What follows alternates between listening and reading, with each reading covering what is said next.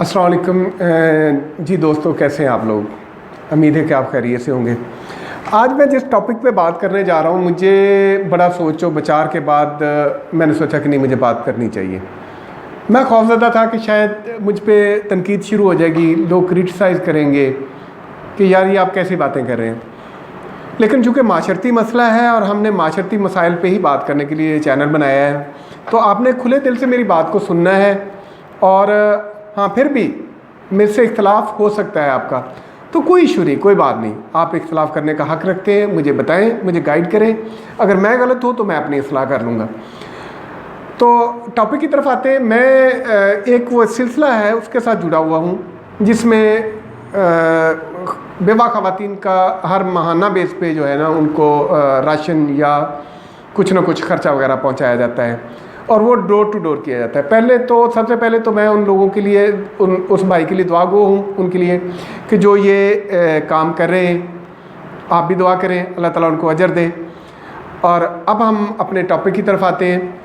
तो जब मैं उन बेवा ख़वातीन के दरवाज़ों पे जाता हूँ तो मुझे अंदर से जब वो कटे फटे कपड़ों में मलबूस और नंगे पाँव 4-4, 6-6 बच्चों को देखता हूँ और उस हवास बाख्ता खातून को देखता हूँ जो जिस बेचारी की आंखों में मायूसी, खौफ, परेशानियों की एक दुनिया आबाद होती है, तो मेरा दिल बैठ जाता है। मैं सोचता हूँ कि यार, हम जो लोग ज़िंदगी गुजार रहे हैं, हम लोग अपनी फैमिलियों को चला रहे हैं, कितना मुश्किल होता है एक फ़ैमिली को चलाना।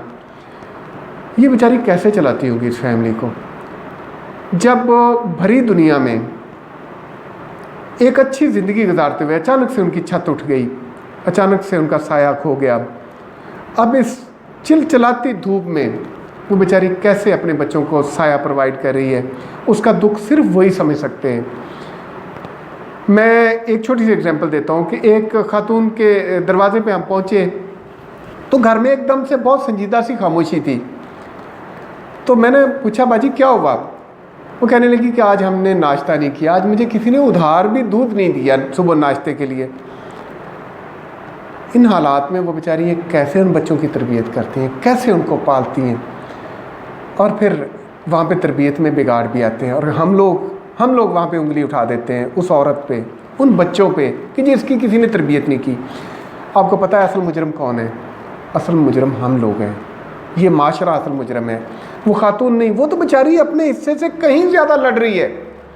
वो तो उन बच्चों के लिए जितना उसको करना चाहिए था उससे कहीं ज़्यादा कर रही है।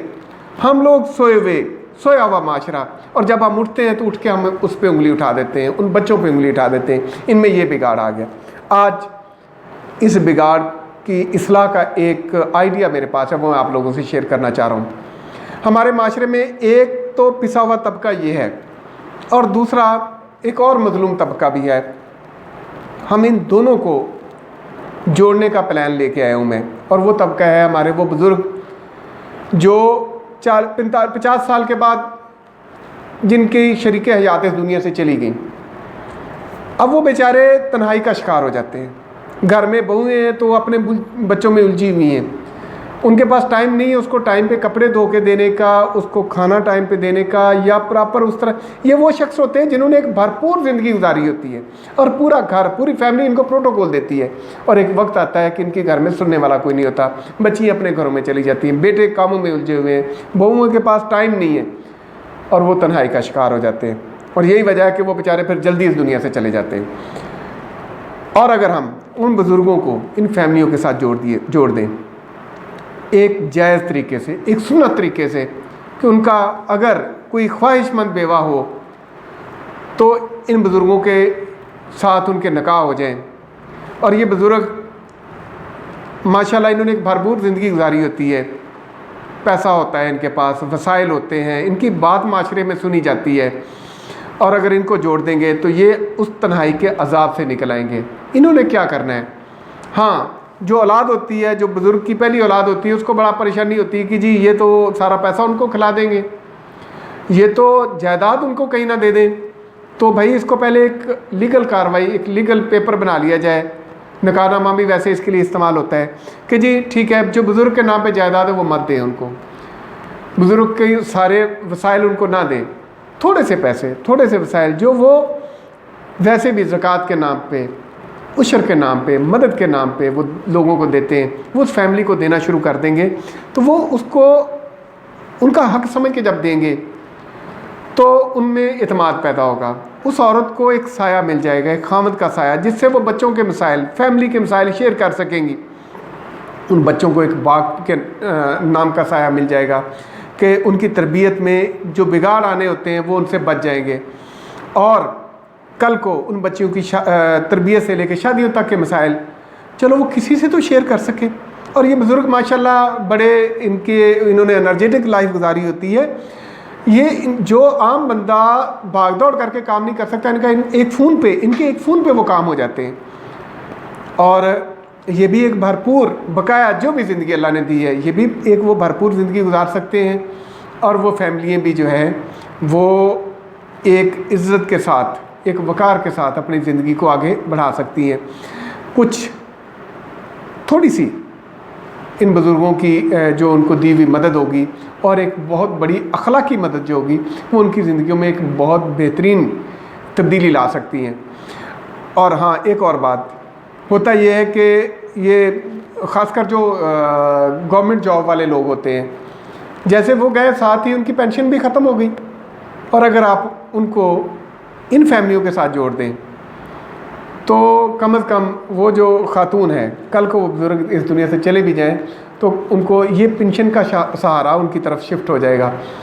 یہ کار خیر ہے، میں نے خیر کی نیت سے ہی اس ٹاپک پہ بات کی ہے۔ اگر کسی کا کوئی مجھ سے اختلاف ہو اس بات پہ، یا کوئی کسی کے پاس اس سے بہتر مشورہ ہے، تو وہ اپنا اس میں شیئر کر سکتے ہیں۔